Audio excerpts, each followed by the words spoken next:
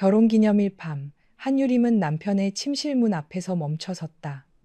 손에는 강남 신세계 백화점 지하 식품관에서 1시간 넘게 줄을 서서 산 딸기 생크림 케이크가 들려 있었다. 상자 모서리는 손바닥 땀에 조금 젖어 있었고 케이크 위에 꽂으려고 따로 챙겨온 작은 초 3개는 핸드백 안에서 서로 부딪히며 희미한 소리를 냈다. 3년. 누군가에게는 짧은 시간이었지만 유림에게는 한 여자가 자신의 청춘과 믿음, 그리고 태어나지도 않은 아이의 미래까지 걸었던 시간이었다. 그런데 문 안쪽에서 들려오는 숨소리는 그녀가 준비한 축하의 말들을 한순간에 모두 얼어붙게 만들었다. 처음에는 잘못 들은 줄 알았다. 유림은 임신 후반기에 접어들며 예민해진 자신의 감각을 탓했다. 요즘은 작은 냄새에도 속이 뒤집혔고 남편 장도현이 늦게 들어올 때마다 혹시 사고라도 난 건 아닌지 별별 생각을 다 하곤 했다. 그러니 지금 들리는 소리도 어쩌면 텔레비전 소리일지도 모른다고, 어쩌면 도연이 술에 취해 혼자 잠꼬대를 하는 것일지도 모른다고 그녀는 마지막 순간까지 자신을 속이려 했다. 하지만 여자의 낮은 웃음소리가 들린 순간 유림의 손끝에서 케이크 상자가 미세하게 흔들렸다. 그 웃음은 낯설지 않았다. 며칠 전 도현의 휴대전화 화면 위로 스쳐 지나갔던 이름, 오채린. 도현이 협력사 직원이라고 무심하게 설명했던 그 여자. 얼마 전 서초동 사무실 앞에서 우연히 마주쳤을 때 지나치게 공손하게 고개를 숙이면서도 눈빛만큼은 이상하게 당돌했던 그 어린 여자였다. 유림은 깊게 숨을 들이마셨다. 뱃속의 아이가 조용히 움직였다. 마치 엄마의 심장 박동이 이상하게 빨라진 것을 느낀 듯했다. 그녀는 한 손으로 배를 감싸고 다른 손으로 문고리를 잡았다. 그 순간에도 머릿속 어딘가에서는 말도 안 되는 변명을 만들고 있었다. 아닐 거야. 내가 오해한 걸 거야. 도현이 그럴 리 없어. 그는 적어도 이 집에서는, 적어도 우리가 함께 고른 이 침대 위에서는, 적어도 내가 그의 아이를 품고 있는 동안에는 그러지 않을 사람이야. 그러나 문이 열리자 오해는 산산이 부서졌다. 침실 안의 공기는 무겁고 탁했다.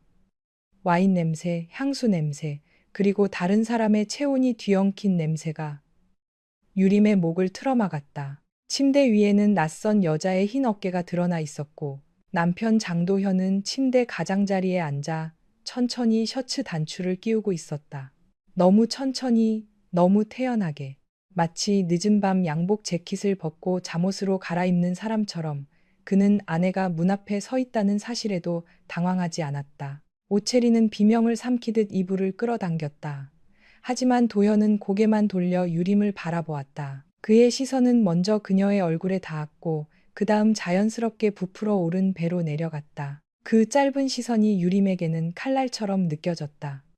남편은 지금 자신의 뱃속 아이를 보고도 죄책감보다 계산을 먼저 하고 있었다. 유림은 그 사실을 이해하는데 오래 걸리지 않았다. 유림아, 도연의 목소리는 낮고 침착했다. 별일 아니야. 너무 크게 생각하지 마. 유림은 순간 자신이 잘못 들은 줄 알았다. 별일이 아니라고. 결혼 3주년도 아니고 결혼기념일 밤, 임신한 아내가 직접 케이크를 들고 집에 들어온 그 순간. 남편이 다른 여자를 침대로 끌어들인 일이 별일이 아니라고. 그녀는 웃고 싶었지만 웃음이 나오지 않았다. 울고 싶었지만 눈물도 나오지 않았다. 몸은 얼어붙었고 정신만 이상하게 맑아졌다. 마치 누군가 그녀의 영혼을 몸 밖으로 끌어내어 이 장면을 멀리서 바라보게 하는 것 같았다. 도연은 셔츠 단추를 끝까지 채우고 일어섰다.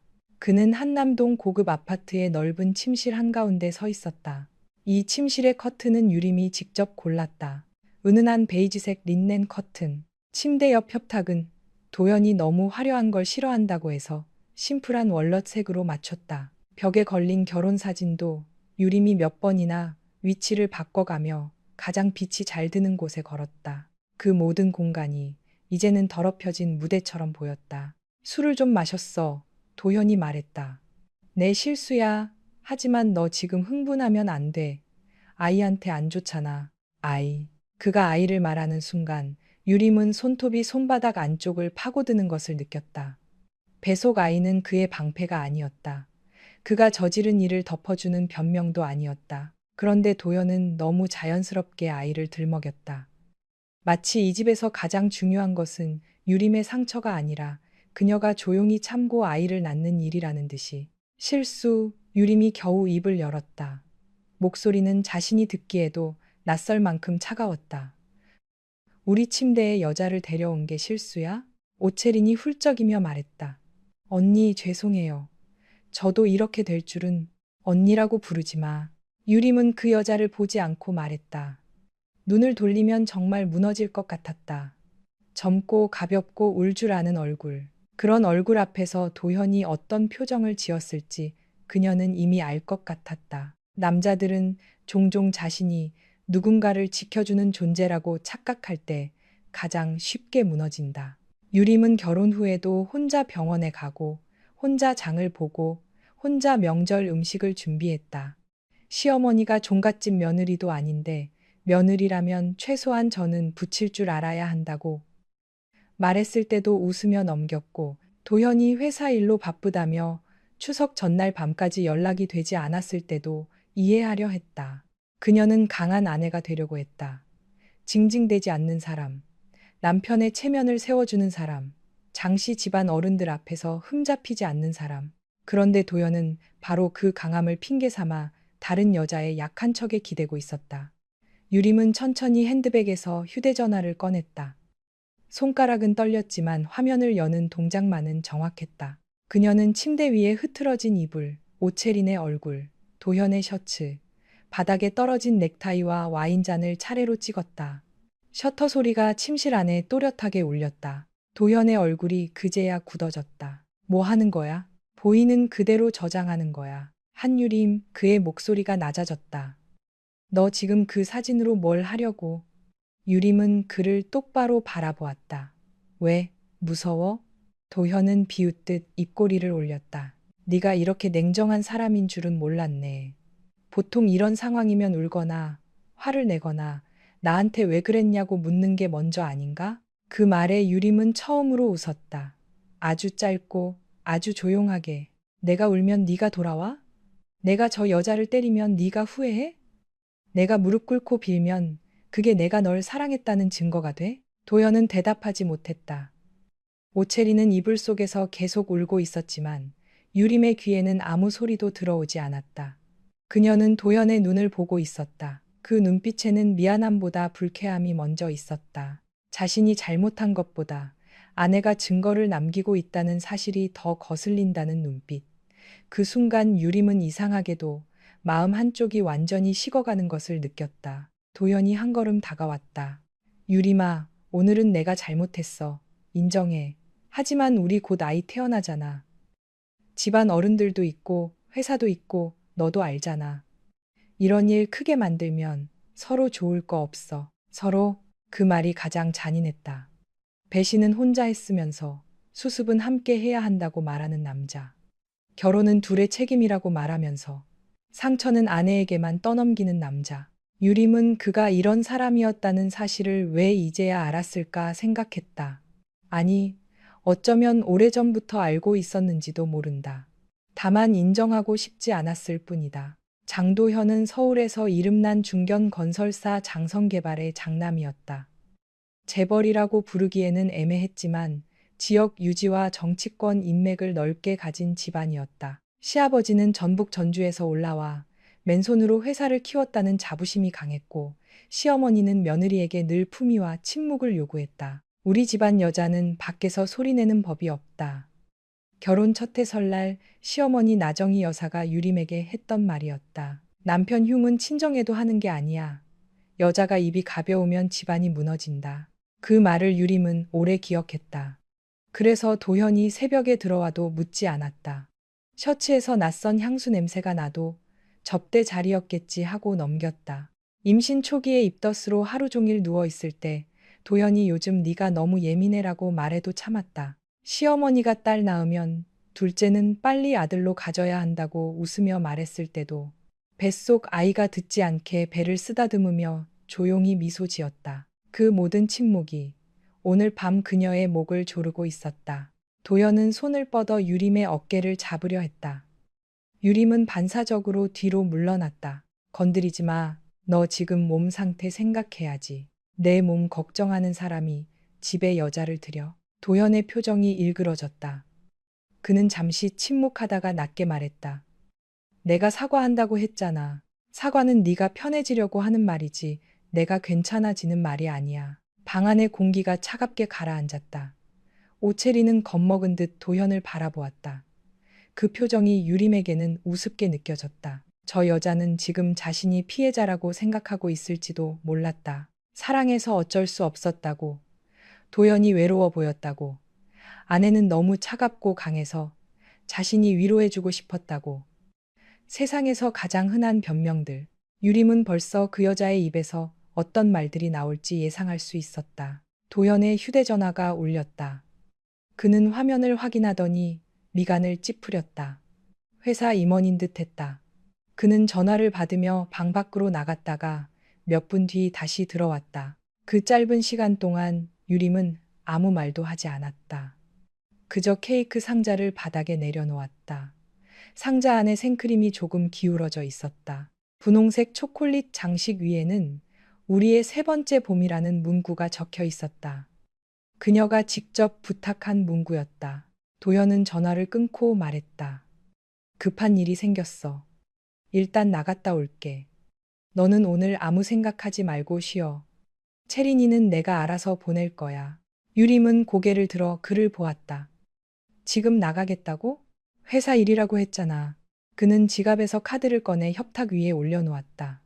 필요한 거 있으면 사고, 병원 예약도 다시 잡아. 내가 이번 주 안에 같이 갈게. 그 말에 유림은 속이 뒤집혔다. 돈, 병원, 이번 주. 그는 모든 것을 일정과 비용으로 해결할 수 있다고 믿는 사람이었다. 감정도, 상처도, 결혼도, 아이도. 유림은 갑자기 아주 잘 알게 되었다. 지금 이 자리에서 소리를 지르고, 울고, 붙잡고, 따져봤자 아무것도 달라지지 않는다. 도연은 자신이 유리하다고 생각하고 있었다. 그녀가 임신 중이라는 사실, 직장을 그만두고 집에 있었다는 사실, 친정 어머니와의 관계가 썩 좋지 않다는 사실, 장씨 집안의 힘이 자신의 뒤에 있다는 사실, 그 모든 것이 그에게는 유림이 결국 돌아올 수밖에 없는 이유로 보였을 것이다. 그래서 유림은 무너지지 않기로 했다. 아니, 무너지는 척하기로 했다. 그녀는 천천히 소파 쪽으로 걸어가 앉았다. 두 손으로 얼굴을 감싸자 참았던 눈물이 손가락 사이로 흘러내렸다. 울음은 처음에는 작게 시작되었지만 곧 어깨 전체를 흔들었다. 도현은 당황한 듯 그녀 곁으로 다가왔다. 유림아. 그의 목소리에 안도감이 섞였다. 그래. 차라리 이렇게 우는 편이 그에게는 익숙했을 것이다. 사진을 찍고 논리적으로 말하는 아내보다 상처받아 주저앉은 여자가 훨씬 다루기 쉬웠을 것이다. 유림은 속으로 이를 악물었다. 그리고 더 서럽게 울었다. 내가 뭘 잘못했어? 그녀가 숨을 삼키며 말했다. 내가 그렇게 부족했어? 내가 임신해서 보기 싫어진 거야? 아니면 내가 내 집안 말 잘 듣고 내 어머니 비위 맞추고 너 기다리고 혼자 병원 다니는 동안 내가 너무 외로웠어? 도현의 얼굴에 죄책감 비슷한 것이 스쳤다. 그는 유림을 끌어안으려 했다. 유림은 몸이 굳었지만 밀어내지 않았다. 그의 품에서 나는 향수 냄새가 역겨웠다. 오체린의 향수였다. 유림은 토할 것 같았지만 참았다. 지금은 참아야 했다. 그가 방심하게 해야 했다. 그가 자신을 불쌍히 여기고 동시에 만만하게 봐야 했다. 내 잘못이야. 도연이 낮게 말했다. 다시는 안 그럴게. 정말이야. 유림은 그의 가슴팍에 얼굴을 묻은 채 눈을 감았다. 다시는 배신한 사람들은 언제나 그 말을 쉽게 한다. 그들은 다시는이라는 말이 상처 입은 사람에게 얼마나 무겁게 들리는지 모른다. 한 번 깨진 믿음은 다시 붙여도 금이 남는다. 그런데 도현은 금이 남는 것조차 싫어할 사람이었다. 그는 시간이 지나면 유림이 알아서 조용해지고 아이가 태어나면 모든 것이 원래대로 돌아갈 거라고 믿고 있을 것이다. 도현의 휴대전화가 다시 울렸다. 그는 유림을 놓고 화면을 보았다. 정말 가봐야 해. 유림은 고개를 숙인 채 작게 끄덕였다. 가. 그 한마디가 도현을 안심시킨 듯 했다. 그는 급히 재킷을 챙기고 오채린에게 낮은 목소리로 뭔가를 지시했다. 오채린은 유림의 눈치를 보며 옷을 주워 입었다. 잠시 뒤 두 사람은 거의 동시에 집을 나갔다. 현관문이 닫히는 소리가 들렸고 엘리베이터가 내려가는 기계음이 아주 멀리서 울렸다. 유림은 울음을 멈췄다. 방금 전까지 무너져 내리던 여자는 사라지고 거울처럼 차가운 눈빛의 여자가 소파에서 일어났다. 그녀는 창가로가 아래를 내려다보았다. 도연의 검은색 제네시스가 지하 주차장 출구를 빠져나가는 것이 보였다. 몇 초 뒤 오채린이 따로 택시를 잡아타는 모습도 보였다. 유림은 그 모습을 끝까지 확인한 뒤 침실로 돌아갔다. 가장 먼저 한 일은 서류를 챙기는 것이었다. 주민등록증, 여권, 산모수첩, 병원 기록, 혼인관계 증명서 사본, 보험 서류, 통장 도현 몰래 모아둔 비상금 카드. 그녀는 결혼 전 방송작가 보조로 일하며 모아둔 돈이 있었다. 많지는 않았지만 적어도 며칠은 버틸 수 있었다. 다음으로 옷을 챙겼다. 임산부용 원피스 2벌, 속옷, 편한 신발, 얇은 카디건, 충전기, 노트북. 짐을 싸는 내내 뱃속 아이는 조용했다. 마치 이 모든 상황을 이해하고 숨죽여 기다리는 것처럼. 침실 벽에 걸린 결혼 사진이 눈에 들어왔다. 사진 속 유림은 환하게 웃고 있었다. 제주 서귀포 바닷가에서 찍은 사진이었다. 도현은 그날 그녀의 손을 잡고 말했다. 나는 네가 만들어주는 집으로 매일 돌아오고 싶어. 그 말에 유림은 울 뻔했다. 평생 누군가에게 안전한 집이 되어주고 싶었던 여자에게 그 말은 사랑보다 깊은 약속처럼 들렸었다. 유림은 사진을 한참 바라보다가 조용히 액자를 벽에서 떼어냈다. 그리고 바닥에 내려놓았다. 일부러 세게 던지지는 않았다. 하지만 유리가 바닥에 닿는 순간 날카로운 소리와 함께 금이 갔다. 그 균열은 사진 속 두 사람의 얼굴 사이를 정확히 갈라놓았다. 유림은 더 이상 망설이지 않았다. 그녀는 집 안을 둘러보았다. 거실의 소파, 작은 원목 테이블, 도현이 좋아한다던 무채색 러그, 시어머니가 집들이 때 가져온 도자기 화병, 추석마다 전을 부치던 부엌, 아이가 태어나면 놓으려고 비워둔 작은 방. 모든 것이 한때는 미래였고 이제는 폐허였다. 유림은 당장 모든 것을 부수고 싶다는 충동을 느꼈지만 배를 감싸쥐며 숨을 골랐다. 지금 그녀에게 필요한 것은 분노가 아니라 탈출이었다. 택시를 부르기 전 그녀는 마지막으로 침실 문 앞에 놓인 케이크 상자를 바라보았다. 생크림은 이미 녹아 상자 안쪽에 묻어 있었다. 우리의 세 번째 봄이라는 문구는 형체를 알아보기 어려울 만큼 번져 있었다. 유림은 케이크를 들고 쓰레기통 앞에 섰다. 하지만 버리지 않았다. 대신 휴대전화로 사진을 찍었다. 오늘 밤의 모든 증거는 필요했다. 무너진 케이크도, 더럽혀진 침대도, 남편의 태연한 얼굴도. 그녀가 나중에 흔들릴 때마다 이 사진들은 그녀를 다시 현실로 끌어올려 줄 것이다. 한남동 아파트 단지를 빠져나왔을 때 밤 공기는 예상보다 차가웠다. 유림은 캐리어 손잡이를 잡고 천천히 걸었다. 배가 무거웠고 허리가 끊어질 듯 아팠다. 택시기사가 어디로 가느냐고 묻자 그녀는 순간 대답하지 못했다. 갈 곳. 그 단어가 이렇게 낯설 줄 몰랐다. 결혼 후 그녀의 주소는 도연의 집이 되었고 명절이면 장씨 집안의 며느리였고 병원에서는 장도연 씨 보호자 한유림이었다. 그런데 지금 그녀는 누구의 무엇도 아닌 사람이 되어 있었다. 잠시 후 유림은 말했다. 강남역 근처 호텔로 가주세요. 최대한 사람 많은 곳으로요. 택시가 한강대교를 지나며 도시의 불빛 속으로 들어갔다. 창밖으로 반짝이는 서울의 야경은 여전히 화려했다.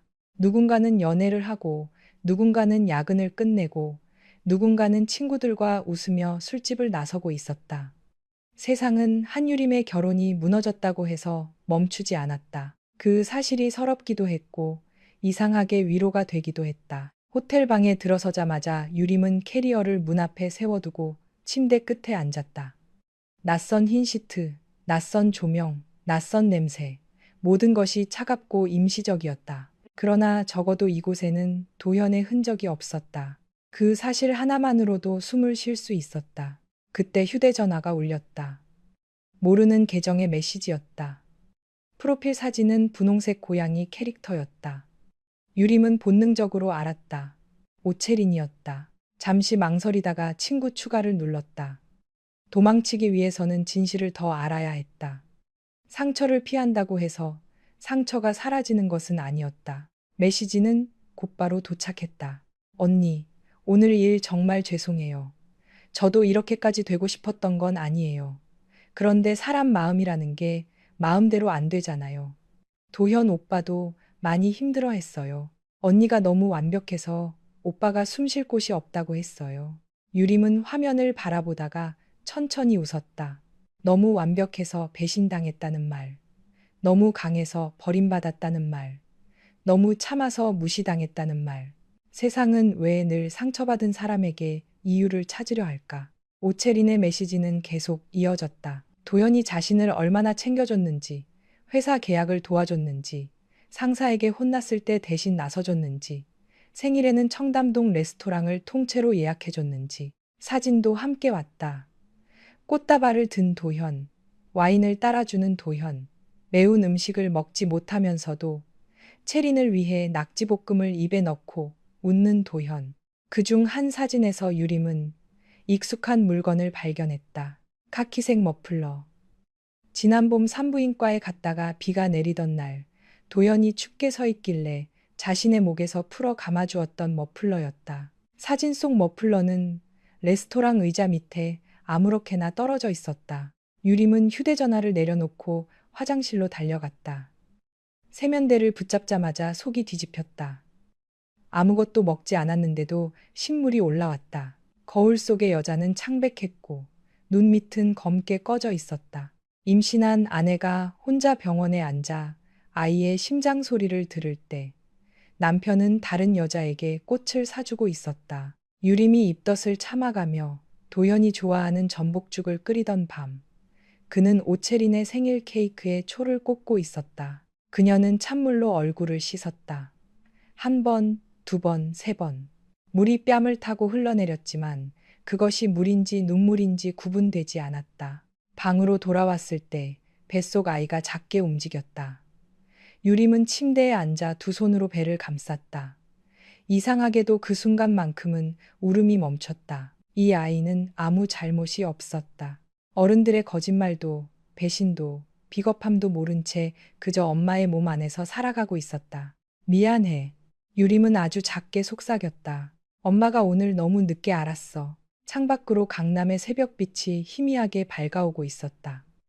유림은 밤새 한숨도 자지 못했다.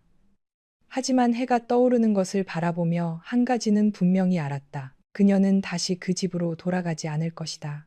장도연이 무릎을 꿇어도, 시어머니가 집안 망신이라고 소리쳐도, 세상이 아이를 생각하라고 설득해도 그녀는 이제 자신을 버리는 방식으로 가정을 지키지 않을 것이다. 한유림은 휴대전화를 들어 가장 친한 친구 서민경에게 전화를 걸었다. 민경은 부산 해운대 백병원에서 근무하는 산부인과 전공이었다. 새벽 시간이었지만 세 번의 신호음이 가기도 전에 전화를 받았다. 유림아, 이 시간에 무슨 일이야?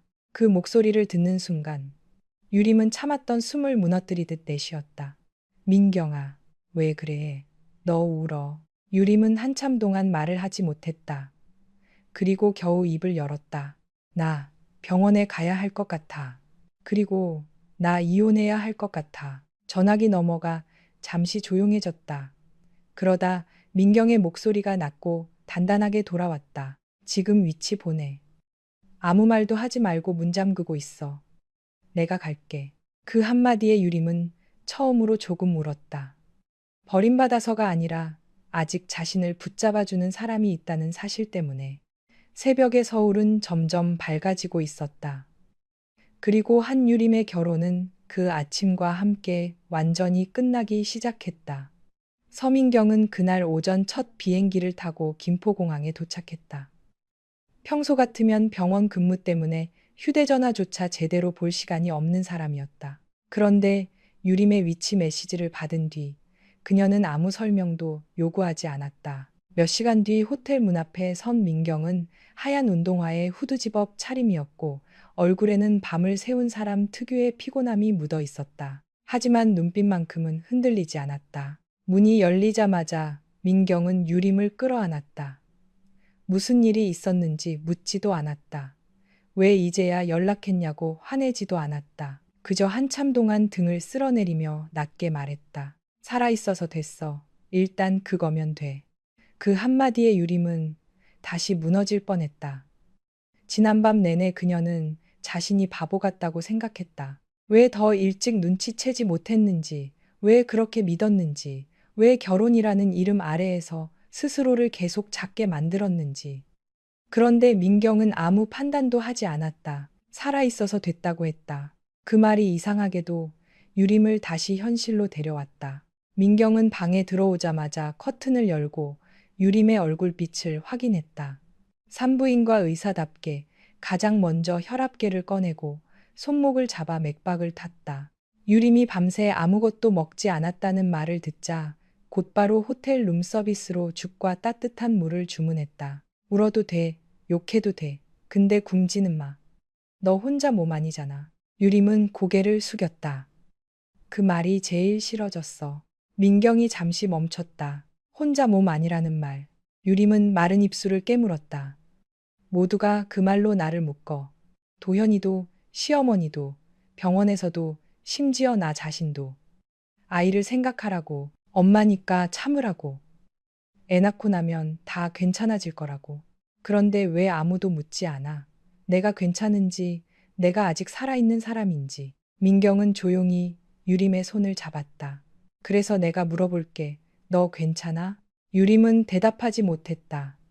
괜찮지 않았다. 하지만 괜찮지 않다는 말을 입 밖으로 내는 순간 정말로 무너질 것 같았다. 그녀는 그저 천천히 고개를 저었다. 민경은 더 묻지 않았다. 대신 휴대전화를 가져와 도연의 번호를 차단하지 말고 그대로 두라고 했다. 증거가 필요했다. 오채린이 보낸 메시지와 사진은 모두 따로 백업했다. 침실에서 찍은 사진들도